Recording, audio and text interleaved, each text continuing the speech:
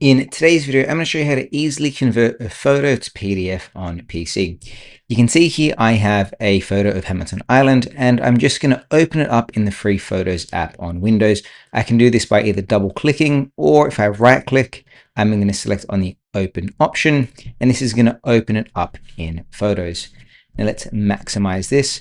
All I need to do now is select in the top left-hand corner. There's a few options like edit, rotate, delete, and then there is a printer. I'm going to either select on the printer or press Ctrl+P.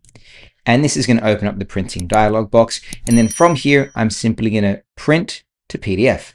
You can, of course, do things like change the portrait of it. You can change the paper size. You can change the margins and the size of it. And of course, you can go into more changes. But I think just a simple print to PDF, hit on the print option.